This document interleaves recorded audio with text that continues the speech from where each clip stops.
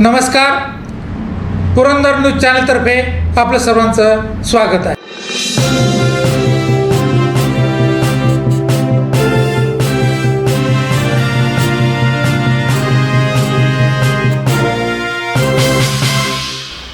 नमस्कार, पुरंदर न्यूज चॅनलमध्ये आपलं सर्वांचं स्वागत आहे. विजय शिवतारे व अजितदादांच्या विरोधानंतरही संजय जगतापांनी सासवडचा गड राखला.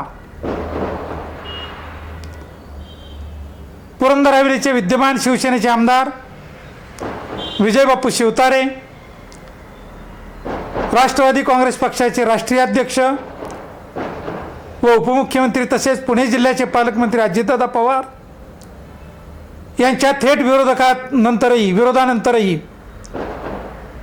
माजी आमदार व भारतीय जनता पक्षाचे नेते संजयजी जगताप यांनी सासवड नगरपालिकेवर पूर्ण बहुमतासह भारतीय जनता पक्षाचा झेंडा फडकवला आहे. 3 वेळा आमदार व मंत्रिपद भूषवूनही विजय बापू शिवतारेंना सासवड नगरपालिकेत एकदाही यश मिळवता आलेले नाही. त्यांनी राष्ट्रवादीच्या उमेदवारांना शिवसेनेची उमेदवारी देऊन सत्ता काबीज करण्याचा अयशस्वी प्रयत्न देखील करून पाहिला. अर्थमंत्री व पालकमंत्री असलेल्या अजितदादांनी काही कोटीचा निधी सासवडमधील कार्यकर्त्यांना दिला, परंतु त्याचाही काही उपयोग नगराध्यक्षपदाच्या निवडणुकीत झालेला दिसत नाही.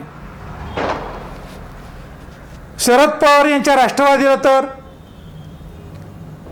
एकही उमेदवार उभा करता आला नाही, इतकी मोठी नामुष्की त्यांच्या पदरात पडली आहे. महाविकास आघाडीचा उमेदवार उभा केला, परंतु या उमेदवाराच्या मागे कोणीही उभे राहिलेले दिसत नाही. हे चित्र निवडणुकीनंतर मतदानानंतर स्पष्ट झाले आहे. विजय बापू शिवतारे यांनी सासवडच्या कार्यकर्त्यांना कोणतीच ताकद दिली नाही.